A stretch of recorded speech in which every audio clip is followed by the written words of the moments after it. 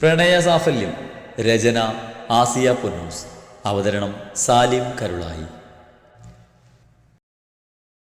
ആ സമയം വരലക്ഷ്മി പല ഉറച്ച തീരുമാനങ്ങളും മനസ്സിലെടുത്തു കഴിഞ്ഞിരുന്നു. ആ ഫോണിലെ വീഡിയോ ലക്ഷ്മി വീണ്ടും വീണ്ടും പ്ലേ ചെയ്തു. ആ ശബ്ദം, ഇടറിയ വാക്കുകൾ, അവളുടെ നേർത്ത വിതുമ്പലുകൾ, അവളുടെ പൊട്ടിക്കരച്ചിൽ, അങ്ങനെ ഓരോന്നും ആ സ്ത്രീയെ അസ്വസ്ഥമാക്കി. ആ സമയം മനസ്സിൽ ഒറ്റ ചിന്തയുണ്ടായിരുന്നുള്ളൂ: എൻ്റെ മഹിയേട്ടൻ്റെ കുഞ്ഞ്, മഹിയേട്ടൻ്റെ ജീവൻ്റെ പാതി. ആ ചിന്തയിൽ നിന്നും ആ മകളോടൊരു വാത്സല്യം ആ മനസ്സിൽ ഉടലെടുത്തു. അവൾ മറ്റൊരു സ്ത്രീയുടെ മകളാണെന്ന് ബോധപൂർവം മറന്നു.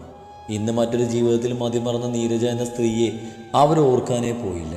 ആ ചിന്തകളിൽ മീരയായിരുന്നു. തൻ്റെ എല്ലാമെല്ലാമായ മീരയുടെ അച്ഛനായിരുന്നു. നിമിഷ നേരം കൊണ്ട് വരലക്ഷ്മി മനസ്സിൽ സ്വപ്നങ്ങളുടെ ഒരു ചില്ലുകൊട്ടാരം തന്നെ പടുത്തുയർത്തി. നീരജയും മഹിയും പിരിഞ്ഞതിൽ ഇന്നും അനുഭവിച്ചു കൊണ്ടിരിക്കുന്ന 3 പേരാണ് മഹിയും വരലക്ഷ്മിയും മീരയും. 3 പേർക്കും സ്വസ്ഥമായി സന്തോഷമുള്ള ജീവിതം കിട്ടിയിട്ടില്ല. ജീവിതത്തിൽ ലാഭനഷ്ട കണക്ക് നോക്കുമ്പോൾ ഈ 3 പേർക്കും നഷ്ടങ്ങളെ ഉണ്ടായിട്ടുള്ളൂ. ബാക്കി എല്ലാവരും അവരുടെ ജീവിതത്തിൽ സന്തുഷ്ടരാണ്. വരലക്ഷ്മിക്ക് മഹിയെ ഭർത്താവാകാൻ കഴിഞ്ഞെങ്കിലും ഇന്ന് വരെ സ്വന്തമാക്കാൻ കഴിഞ്ഞിട്ടില്ല. ആഗ്രഹിച്ച ജീവിതം വർഷം ഇത്ര കഴിഞ്ഞിട്ടും അവർക്ക് കിട്ടിയിട്ടില്ല. വാശിയും സ്വാർത്ഥതയും വൈരാഗ്യവും ഒക്കെ കാരണം ഒന്നുമല്ലാതായി പോയ 3 ജീവിതങ്ങൾ. ഒന്നാലോചിക്കുമ്പോൾ 3 പേരും ഒരേ വഞ്ചിയിലെ യാത്രക്കാരാണെന്ന് വരലക്ഷ്മിക്ക് തോന്നിപ്പോയി. ആ ഫോൺ ഓഫ് ചെയ്ത് മഹിയെ നോക്കി നിന്നുപോയി അവർ. അറിയുന്നുണ്ടോ മഹിയേട്ട? മഹിയേട്ടൻ്റെ മോളുടെ ദുരിതം വലുത് മഹിയേട്ടനെ അറിയുന്നുണ്ടോ? മഹിയെ കണ്ടുകൊണ്ട് അവർ മന്ത്രിച്ചു. വിഷൻ അഡ്വക്കേറ്റിനെ കണ്ട് സംസാരിച്ച് സ്റ്റേഷനിലെത്തുമ്പോഴേക്കും അവിടെ ധ്രുവനും എത്തിയിരുന്നു. സ്റ്റേഷനിൽ ഒരു ബെഞ്ചിലിരിക്കുന്നൊരു കൃതിയും മീരയും. ഇടയ്ക്ക് ആരൊക്കെയോ വന്ന് അവരോട് എന്തൊക്കെയോ ചോദിക്കുന്നുണ്ട്. മീര ഒന്നും മിണ്ടാതെ തലയും കുനിച്ചാണ് ഇരിപ്പ്. ഒട്ടും പ്രതീക്ഷിച്ചതല്ല ഇതുപോലെ സ്റ്റേഷനിൽ കയറേണ്ടി വരുമെന്ന്. അതിനേക്കാൾ അവൾ അലട്ടിയത് കൃതിയാണ്. താൻ കാരണം അവളും എന്നൊരു കുറ്റബോധം അവളെ വേട്ടിയാടി. വിഷന് പാവം തോന്നി. ധ്രുവൻ ജ്വല്ലറിയോടുമേ നേരിട്ട് കോണ്ടാക്ട് ചെയ്തു. സ്റ്റേഷനിലെ സംഭവങ്ങളൊക്കെ വിഷന് വിവരിച്ചു. രാജിൻ്റെയും വിഷൻ്റെയും സ്വാധീനം വേണ്ട പോലെ പ്രയോഗിച്ചു. ജ്വല്ലറിക്കാരും കേസ് പിൻവലിച്ചു. കുറച്ച് പണിപ്പെട്ടാണെങ്കിലും കേസൊക്കെ പറഞ്ഞൊതുക്കി. SI അവരെ കൊണ്ടുപോക്കോളം പറഞ്ഞു. SI ഒന്ന് ഇരുത്തി നോക്കി കൃതി ഇരുന്നേർന്നും എഴുന്നേറ്റു. മീര അപ്പോഴും അവിടെ തന്നെ ഇരിക്കുകയാണ്, തലയും കുനിച്ചു പിടിച്ച്. നീ വരുന്നില്ലേ? കൃതി അവളോട് ചോദിച്ചു. നിനക്കിവിടെ ഇഷ്ടപ്പെട്ടോ? വാ പെണ്ണെ ഇങ്ങോട്ട്. കൃതി അവളെ പിടിച്ച് വലിച്ച് നടന്നു. പോകും മുന്നേ അവൾ പോലീസ് പിടിച്ചെടുത്ത മുക്കുപണ്ടവും കയ്യിലെടുത്തു. ഇത് നിനക്ക് നീ എന്തിനാ? കൃതി നെറ്റിച്ചു വിളിച്ചു. മീരയുടെ മുഖത്ത് വന്യത നിറഞ്ഞു. കൃതി എന്തോ മനസ്സിലാക്കിയതുപോലെ പിന്നെയൊന്നും ചോദിച്ചില്ല. മീരയ്ക്ക് ശരിക്കും മനസ്സും അടുത്ത് പോയിരുന്നു. തൻ്റെ പ്രശ്നങ്ങൾ തനിക്ക് ചുറ്റുമുള്ളവരെ പോലും ബാധിച്ചു തുടങ്ങിയിരിക്കുന്നു. താൻ കാരണം മറ്റുള്ളവർ ബുദ്ധിമുട്ടുന്നു. എല്ലാം കൊണ്ടും അവൾ സഹിക്കട്ടിരുന്നു. എല്ലാത്തിലും ഒരു അവസാനമുണ്ടാക്കാൻ അവൾ മനസ്സിൽ ഉറപ്പിച്ചുകൊണ്ടാണ് സ്റ്റേഷൻ വിട്ടത്. എന്താച്ചാ, എന്തിനാ എന്നോട് അത്യാവശ്യം വരാൻ പറഞ്ഞത്? ശ്രീക്കൊപ്പം കാറിൽ നിന്നിറങ്ങി വന്ന നീള നരേന്ദ്രനോട് ചോദിച്ചു. ഞങ്ങളിന്ന് മീരയെ കാണാൻ പോയിരുന്നു, അയാൾ ശാന്തമായി പറഞ്ഞു. എന്തിന്? അച്ഛൻ എന്തിനാ അവളെ കാണാൻ പോയത്? ഇനിയും ആ വൃത്തികെട്ടവളുമായി നമുക്കൊരു ബന്ധം വേണ്ട. അവൾ ചീറി. എന്താ നിളയത്? അവൾ എന്തൊക്കെ തെറ്റ് ചെയ്താലും അവൾ ഞങ്ങളുടെ മോളല്ലേ. പിന്നെ ഹരിയുടെ അവസ്ഥയും കഷ്ടത്തിലാണ്. അവളെ ഇങ്ങോട്ട് കൊണ്ടുവന്ന് കാര്യങ്ങൾ പറഞ്ഞ് മനസ്സിലാക്കണമെന്ന് കരുതി പോയതാ. നരേന്ദ്രൻ ഒന്ന് നെറുവേർപ്പിട്ടു. എന്നിട്ട് അവൾ വന്നോ? ശ്രീ ഇഷ്ടക്കേടോടെ ചോദിച്ചു. വന്നില്ല. എന്തൊക്കെയോ ഇല്ലാവചനങ്ങൾ വിളിച്ച് പറഞ്ഞ് നീരജയെ കുഴപ്പിക്കാൻ. ഞാൻ അവളെ കാശിന് വേണ്ടി ഹരിക്ക് വിറ്റതാണെന്നോ ചതിച്ചതാണോ അങ്ങനെ എന്തൊക്കെയോ വിളിച്ചു പറഞ്ഞു. നരേന്ദ്രൻ ഇടങ്ങാനിട്ട് നിലയെ നോക്കി. എന്നിട്ട് അമ്മ അതൊക്കെ വിശ്വസിച്ചോ? അവൾ ചോദിച്ചു. അറിയില്ല. വന്ന നേരം തൊട്ട് ഒന്നും മിണ്ടാതെ മുറിയടച്ചിരിപ്പാ. ഞാൻ വിളിച്ചിട്ട് തുറക്കുന്നുമില്ല. അതാ ഞാൻ നിങ്ങളെ വിളിച്ചത്. മക്കള് വാ. നരേന്ദ്രൻ അവരെ കൂട്ടി അകത്തേക്ക് നടന്നു. നിലയും നരേന്ദ്രന് മാറി മാറി വിളിച്ചിട്ടും നീരജ് ഡോർ തുറന്നില്ല. ശ്രീ കൂടി നിർബന്ധിച്ച് വിളിച്ചപ്പോൾ ഒടുക്കം ഡോർ തുറന്നു കൊടുത്തു. അതോടെ 3 അകത്തേക്ക് കയറി. എന്താ ആൻറ്റി, എന്താ ഇതൊക്കെ? ശ്രീ സ്നേഹത്തോടെ തിരക്കി. അമ്മ ചേച്ചി പറഞ്ഞൊക്കെ വിശ്വസിച്ചിരിക്കുവാണോ? നില ചോദിച്ചു. അമ്മ എന്തോന്നും മിണ്ടാത്തേ? നില ദേഷ്യത്തോടെ ചോദിച്ചു. നിളേ ചുമ്മാതിരിക്ക്. എന്താ ആൻറ്റി, എന്തു പറ്റി? ശ്രീ സമാധാനത്തിൽ ചോദിച്ചു. ശ്രീ, ഒരമ്മയെന്ന നിലയിൽ ഞാനൊരു പരാജയമാണെന്ന് എനിക്കിപ്പോൾ തോന്നി തുടങ്ങി. അവർ നിരാശയോടെ പറഞ്ഞു. ഞാൻ വളർത്തിയ, ഞാൻ വിശ്വസിച്ച എൻ്റെ മീരയെ എനിക്കിപ്പോൾ മനസ്സിലാക്കാനേ പറ്റുന്നില്ല. അവർ പറഞ്ഞു. അവളിന്ന് കഴുത്തിൽ കത്തി വെച്ചപ്പോൾ ശരിക്കും ഞാൻ ഞെട്ടിപ്പോയി. പരസ്പര ബന്ധമില്ലാത്ത എന്തൊക്കെയോ ആണ് അവൾ വിളിച്ചു പറഞ്ഞത്. അവളുടെ ഓരോ കാട്ടിക്കൂട്ടലുകൾ കാണുമ്പോൾ മാനസിക നില തെറ്റിയ ഒരാളെ പോലെ തോന്നിപ്പോവാ. ഞാൻ അറിയുന്ന എൻ്റെ മീര ഇങ്ങനെയൊന്നും അല്ല ശ്രീ. മോനെ നഷ്ടപ്പെട്ട വേദനയിൽ ഒരുപക്ഷെ അവളുടെ മനസ്സിൻ്റെ താളം തെറ്റിയിട്ടുണ്ടാവുമോ? അതുകൊണ്ടാണോ അവൾ ഇങ്ങനെയൊക്കെ? നീരജയുടെ സംശയങ്ങൾ കേട്ടപ്പോൾ നിലക്കും അച്ഛനും ആശ്വാസം തോന്നി. ഇപ്പം മീര പറയുന്നതൊന്നും നീരജ വിശ്വസിച്ചിട്ടില്ല. ആദ്യം എനിക്കും തോന്നിയതാ മോനെ, പണ്ടത്തെ പോലെ അല്ല അവളിപ്പോ. എന്നോടുള്ള പെരുമാറ്റം തന്നെ മാറിപ്പോയി. അലർച്ചയും ബഹളവും കരച്ചിലൊക്കെയായി ഒരു ഭ്രാന്തമായ അവസ്ഥയിലാണെന്ന് തോന്നി. നരേന്ദ്രൻ പറഞ്ഞു. അങ്ങനെയാണെങ്കിൽ തന്നെ നമുക്കെന്ത് ചെയ്യാൻ പറ്റും? ആൻറ്റി ഇങ്ങനെ മുറിയടച്ച് അകത്തിരുന്ന അതിന് പരിഹാരമാവോ? ശ്രീ ചോദിച്ചു. അവളെ രക്ഷിക്കേണ്ടേ നമുക്ക്? പഴയതുപോലെ ആക്കിയെടുക്കേണ്ടേ? അതോ അവൾ ഹരിക്കൊപ്പം സന്തോഷത്തോടെ കഴിയുന്നത് കാണാനുള്ള ഭാഗ്യം എനിക്കുണ്ടാവില്ലേ? നീരജ സ്വയം ചോദിച്ചു. നീരു, താൻ പേടിക്കാതെ. ഹരി അവളെ കൈവിടാത്തോളം കാലം അവളുടെ ജീവിതം നശിക്കില്ല. താൻ പറഞ്ഞതുപോലെ മീരയ്ക്ക് മാനസികമായി എന്തെങ്കിലും പ്രശ്നമുണ്ടെങ്കിൽ ഡിവോഴ്സ് കേസ് നിലനിൽക്കില്ല.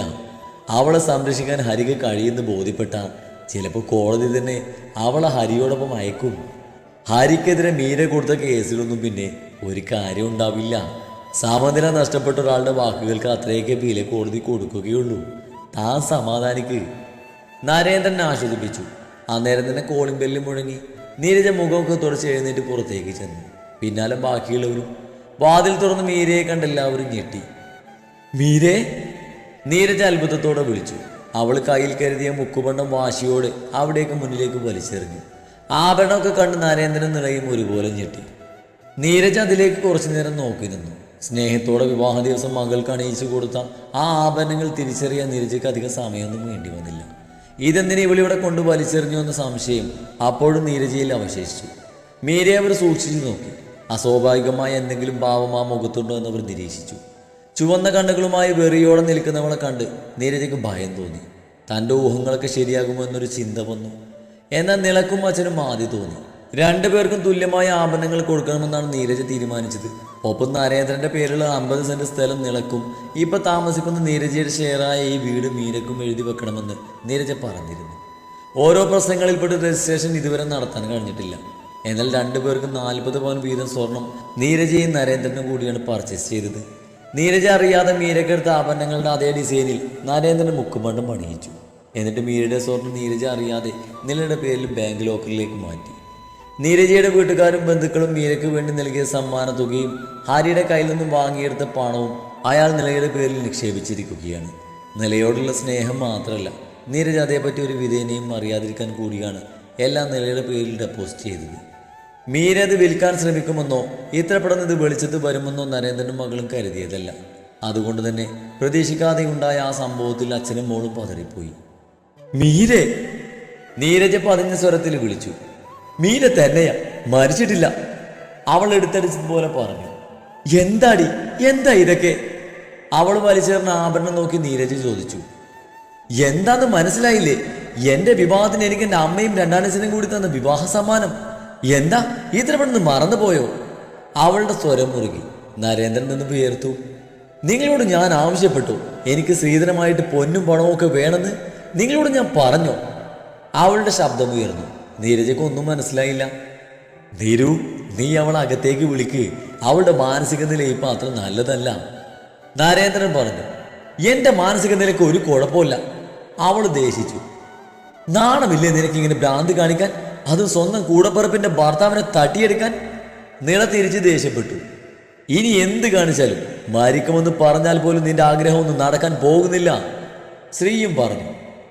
അച്ഛാ, ഭ്രാന്താണെങ്കിൽ ഇങ്ങനെ അഴിച്ചു പിടിക്കുകയാണ് ചെയ്യേണ്ടത്. പിടിച്ച് ചെങ്ങലക്കിട്. മീര ഒന്ന് വിളിച്ചു പറയാതിരിക്കാൻ ഒരവസരം കൊടുക്കാതെ നിള പറഞ്ഞുകൊണ്ടിരുന്നു. മീരക്ക് പുച്ഛം തോന്നി. നീ എന്താ പറഞ്ഞത്? കൂടപ്പിറപ്പെന്നോ? ആ ചിന്തയില്ലാതെ പോയത് എനിക്കോ അതോ നിനക്കോ? പുച്ഛത്താൽ മീരയുടെ ചുണ്ടുകൾ കൂടിപ്പോയി. നില പതർച്ചയോടെ ശ്രീയെ നോക്കി. ഒന്നും അറിയാതെയുള്ള ശ്രീയുടെ നിൽപ്പ് കണ്ടപ്പോൾ മീരയ്ക്ക് സഹതാപം തോന്നി. മോളെ, അമ്മക്ക് മോളോടൊരു ദേഷ്യമല്ല. അമ്മ പറയുന്നത് മോള് കേൾക്ക്. ശ്രീനിലയുടെ ഭർത്താവാണ്. ഇനിയെങ്കിലും മോളത് മനസ്സിലാക്കണം. മോൾക്കിപ്പോ ഒരു കുടുംബമുണ്ട്. ഇതിലേക്ക് ആയിട്ടും ഹരി മോളെയും കാത്തിരിക്കുവാണ്. മോളമ്മ പറയുന്നത് കേൾക്ക്. ഒട്ടും പറ്റുന്നില്ലെങ്കിൽ നമുക്കൊരു കൗൺസിലിങ്ങിന് പോകാം. നീരജ സമാധാനത്തിൽ പറഞ്ഞു. മീരയ്ക്ക് അരിശം തോന്നി. എല്ലാവരും കൂടി ഒരു ഭ്രാന്തിയാക്കി മാറ്റുകയാണ്. എന്താ നിങ്ങൾ പറഞ്ഞു വരുന്നേ? എനിക്ക് ഭ്രാന്താണെന്നോ? അവൾ നീരജയുടെ കൈ തട്ടി മാറ്റി. ഇതൊക്കെ ഭ്രാന്താണെങ്കിൽ എന്നെ ഒരു ഭ്രാന്തിയാക്കി മാറ്റിയത് ഇവരാ. അവൾ നരേന്ദ്രനെയും നിളയെയും ചൂണ്ടി പറഞ്ഞു. മനുഷ്യജീവിയാണെന്ന് പോലും നോക്കാതെ ഈ അച്ഛനും മോളും എന്നെ ദ്രോഹിച്ചത്. രണ്ടാനച്ഛനാണെങ്കിലും ഒരമ്മയുടെ വയറ്റിൽ പിറന്നവരല്ലേടി നമ്മള്. ആ ഒരു ദയവ് പോലും നീ കാണിച്ചില്ലല്ലോ. മീരയുടെ ചോദ്യത്തിന് അച്ഛനും മകളും മറുപടി ഒന്നും കൊടുത്തില്ല. അറിയോ അമ്മക്ക് ഞാനിപ്പോ എവിടുന്നാ വരുന്നതെന്ന് അവൾ നീരജയെ കുലുക്കി ചോദിച്ചു. പോലീസ് സ്റ്റേഷനിൽ നിന്ന് ഇന്ന് രാവിലെ എന്നെ പോലീസ് അറസ്റ്റ് ചെയ്തു. എന്തിനാണെന്നോ? ജ്വല്ലറിയിൽ മുക്കുപണ്ടം വിൽക്കാൻ ശ്രമിച്ചതിന്. ഞാൻ വിറ്റത് ഇതേ ഈ കിടക്കുന്ന ആഭരണങ്ങളാണ്. ഇത് നിങ്ങൾ തന്നെയല്ലേ എനിക്ക് തന്നത്? മീര ഒച്ച കേട്ടു. നരേന്ദ്രൻ ഭയന്നു പോയി. ഈ സമസ്യയിൽ നിന്നും എങ്ങനെ രക്ഷപ്പെടണമെന്ന് ഒരു രൂപവുമില്ല. നിലയുടെ അവസ്ഥയും മറിച്ചല്ല. നീരജ ഞെട്ടിലോടെ നിൽപ്പാണ്. ഇതും എന്റെ ഭ്രാന്താണെന്ന് തോന്നുന്നുണ്ടെങ്കിൽ പോയി സ്റ്റേഷനിൽ അന്വേഷിക്ക്. സത്യമാണോ അല്ലേന്ന് അപ്പം അറിയാം, മീര പറഞ്ഞു. സ്ത്രീക്ക് ഇപ്പോഴും വിശ്വാസമില്ലാത്ത മട്ടാണ്. അത് സത്യമാണെങ്കിൽ തന്നെ ആ സ്വർണം മാറ്റി പകരം മുക്കുപണ്ടം വെച്ചത് നീ തന്നെയല്ലെന്ന് എന്താ ഉറപ്പ്? സ്ത്രീയുടെ വകയാണ് ചോദ്യം. ഒരു വിധത്തിലും മീരയെ ന്യായീകരിക്കുക എന്നത് അവനിപ്പോൾ ചിന്തിക്കാൻ പോലും കഴിയുന്നില്ല. അത് കേട്ടപ്പോൾ നരേന്ദ്രനും മോൾക്കും ആശ്വാസമായി. നില ഭർത്താവിനെ പിന്താങ്ങി. മീര ദീർഘമായി നിശ്വസിച്ച് സ്ത്രീക്ക് മുന്നിൽ ചെന്നു നിന്നു. ശ്രീ, നിന്നെ ഇവരുടെ കണ്ണീര് കണ്ട് ഇവൾക്ക് വിട്ടുകൊടുത്തപ്പോ ഞാൻ ഒരുപാട് സങ്കടപ്പെട്ടു. ഉറക്കമില്ലാതെ പൊട്ടിക്കരഞ്ഞിട്ടുണ്ട്. ജീവിതം അവസാനിച്ചെന്ന് പോലും കരുതി. പക്ഷേ ഇന്ന് ഞാൻ തിരിച്ചറിയുന്നു, നിന്നെ നഷ്ടപ്പെടുത്തിയത് എൻ്റെ ജീവിതത്തിൽ ഞാൻ എടുത്ത ഏറ്റവും നല്ല തീരുമാനമാണെന്ന്. മീര സഹതാപത്തോടെയാണത് പറഞ്ഞത്. സ്വർണം മുക്കാക്കി അത് വിറ്റ് പോലീസ് കേസാക്കാൻ മാത്രം വിഡ്ഢിയല്ല ഞാൻ. അതുപോലും ചിന്തിക്കാനുള്ള വിവേകം നിനക്കില്ല. ഉണ്ടായിരുന്നെങ്കിൽ ഇവൾ നിന്റെ ജീവിതത്തിൽ ഉണ്ടാവില്ലായിരുന്നു. രക്ഷപ്പെടാൻ ഒരു അവസരം കൂടി നിനക്ക് തരാം. നിന്നെ ആത്മാർത്ഥമായി സ്നേഹിച്ചിരുന്നു എന്ന കാരണം കൊണ്ട് ഒന്നുകൂടെ ആലോചിച്ച് നോക്ക്. ഇവളാണ് നിനക്ക് കത്തുകൾ എഴുതിയതെന്ന് വിശ്വസിക്കാൻ ഇവിടെ വെച്ച് നിനക്ക് കിട്ടിയ കത്തുകളും ഇവളുടെ വാക്കും മാത്രമേ നിന്റെ പക്കലുള്ളൂ. അതാർക്കും ചെയ്യാവുന്നതേ ഉള്ളൂ. പക്ഷേ സത്യം അറിയുന്ന ഒരാൾ കൂടിയുണ്ട്.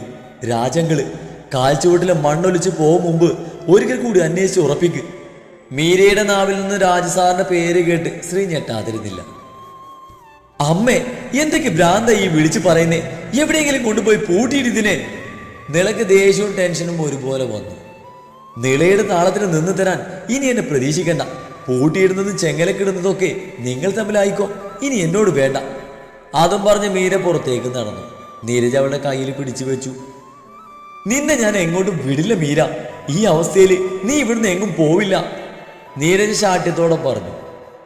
എന്തുണ്ടെങ്കിൽ നമുക്ക് പരിഹാരം ഉണ്ടാക്കാം. നീ ഇനി എങ്ങോട്ടും പോകണ്ട. ഇത്രയും കാലം നിന്നെ പോറ്റാൻ ഞാൻ മാത്രമേ ഉണ്ടായിരുന്നുള്ളൂ. ഇനിയും അങ്ങനെ തന്നെ മതി. വിശ്വനെ കണ്ട ഓർമ്മയിൽ നീരജ മറ്റെല്ലാം മറന്നിരുന്നപ്പോൾ എന്നെ വിടാൻ മീര ഒച്ചയെടുത്തു. നേരു അവൾ അകത്തേക്ക് വലിച്ചിട്ട് ആ ഡോറങ് ലോക്ക് ചെയ്യേ. നരേന്ദ്രൻ അതും പറഞ്ഞ് നീരജയെ സഹായിക്കാൻ ഓടി. മോളെ, അമ്മ പറയുന്നത് കേൾക്ക്. ഞാനല്ലേ നിന്റെ അമ്മ.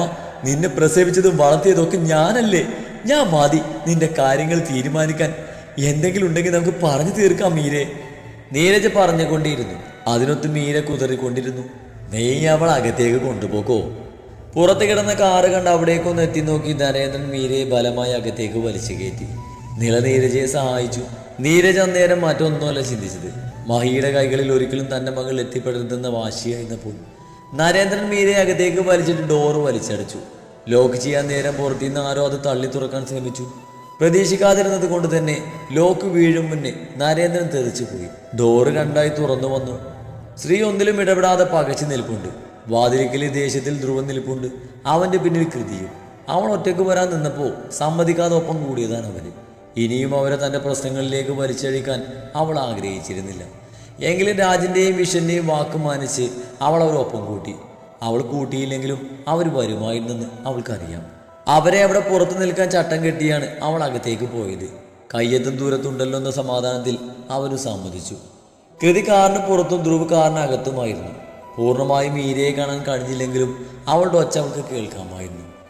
നീരജ പിടിച്ച് വലിച്ചപ്പോഴുള്ള അവളുടെ അലർച്ച കേട്ട് ധ്രുവൻ കാറിൽ നിന്നും ഇറങ്ങാൻ തുടങ്ങുമ്പോഴാണ് നരേന്ദ്രൻ കള്ളലക്ഷണത്തോടെ വാതിൽക്കലിൽ വന്ന് എത്തി നോക്കി പോകുന്നത് കണ്ടത്. അതോടെ അവരങ്ങോട്ടേക്ക് പാഞ്ഞു. നരേന്ദ്രൻ പുറത്ത് അവരുള്ളത് കണ്ടിരുന്നെങ്കിലും ഇത്രയും വേഗം ഇടിച്ചു കയറി വരുമെന്ന് അയാൾ പ്രതീക്ഷിച്ചില്ല. അതിൻ്റെ ഒരു അന്താളിപ്പ് അയാൾക്കുണ്ട്. അവരെ കണ്ടതും നീരജയുടെ പിടിമുറുക്കി. ഇനി എന്താ, ഇവളുടെ ശവം കൂടി കാണോ നിങ്ങൾക്കൊക്കെ? കൃതി നീരജയുടെ കൈ തട്ടി മാറ്റിക്കൊണ്ട് ചീറി. ധ്രുവൻ അവളുടെ കയ്യിൽ പിടിച്ച് അവൻ്റെ പിന്നിലേക്ക് മാറ്റി നിർത്തി. സ്ത്രീ അവരെ തന്നെ ഉറ്റുനോക്കുകയായിരുന്നു. അവനൊന്നും മനസ്സിലാവുന്നില്ല. മനസ്സാകെ കലങ്ങി മറിഞ്ഞിരിക്കുന്നു. നിങ്ങൾ എന്താ കരുതിയേ രാവിലത്തെ നിങ്ങളുടെ പെർഫോമൻസ് കണ്ടിട്ടും ഇവിടെ അങ്ങോട്ട് ഒറ്റയ്ക്ക് വിടുമെന്നോ? എനിക്കറിയാം നിങ്ങൾ ഇതുപോലുള്ള തറവേലകൾ കാണിക്കൂന്ന്. കൃതി അവനെ നോക്കി ചുണ്ടുകൂട്ടി. ഇനി എന്ത് നോക്കി നിൽക്കുക, വരുന്നില്ലേ? ധ്രുവനാണ് മീരയോടത് ചോദിച്ചത്. ഇല്ല, ഇവിടെ നിൽക്കട്ടെ, അവള് കൊണ്ടാ മൃഗത്തിന് എറിഞ്ഞു കൊടുക്കും ഇവരൊക്കെ കൂടി. കൃതി പല്ല് കടിച്ചു. ഈ കള്ളക്കൂട്ടങ്ങളോട് വായിട്ടലിച്ചിട്ട് ഒരു കാര്യമില്ല. ബുദ്ധി കൂടിയതിൻ്റെയും ബുദ്ധി ഇല്ലാത്തതിൻ്റെയും പ്രശ്നമായി നിങ്ങൾക്ക്. കൃതി അവരെ നോക്കി പറഞ്ഞു. മീര നേരം ശ്രദ്ധിച്ചത് കൃതിയെയും ധ്രുവനെയുമാണ്. താനുമായി ഒരു ബന്ധവുമില്ലാത്ത രണ്ടുപേരും തനിക്ക് വേണ്ടി ഇത്രയൊക്കെ ചെയ്യുന്നു. സ്വന്തം കൂടപ്പിറപ്പിന് പോലും ഇല്ലാത്ത കരുതൽ അവരിൽ കണ്ട് അവൾ അതിശയിച്ചു പോയി, സംശയിച്ചു പോയി. അവളിൽ എല്ലാം നഷ്ടപ്പെട്ടവൾക്ക് ദൈവം ഒരു കച്ചിത്തുരുമ്പ് ഇട്ടുകൊടുക്കും. അതാണ് അവരെന്ന് തോന്നിയവൾക്ക്. അല്ലെങ്കിൽ കൃതി തന്നെ തേടി വരാനും ഒരു ബന്ധവുമില്ലാത്ത ധ്രുവനെയും അച്ഛനെയും കാണാനൊന്നും ഒരു സാധ്യതയും അവൾ കാണുന്നില്ല. ആ നിമിഷം അവൾ ചിന്തിച്ചത് അതേ പറ്റിയാണ്. വായി നോക്കി നിൽക്കാതെ വാ ഇങ്ങോട്ട്. അതും പറഞ്ഞ് കൃതി അവളെ പിടിച്ച് വലിച്ച് പുറത്തേക്ക് നടന്നു. നീരജ് തടയാൻ ചെന്നു. ധ്രുവൻ അവൾക്ക് മുന്നിലേക്ക് കയറി നിന്നു. മാറി നിൽക്ക്, എന്റെ മോളെ കൊണ്ടുപോകാൻ നീ ആരാ? ദേഷ്യത്തിൽ നീരജയുടെ കണ്ണുകൾ കുറുക്കി. ധ്രുവൻ വാതിലികയിലേക്ക് നോക്കി. മീരയും കൂടി കൃതി പുറത്തേക്ക് കടന്നുവെന്ന് ഉറപ്പുവരുത്തി. എന്നിട്ട് നീരജയെ നോക്കി ചിരിച്ചു.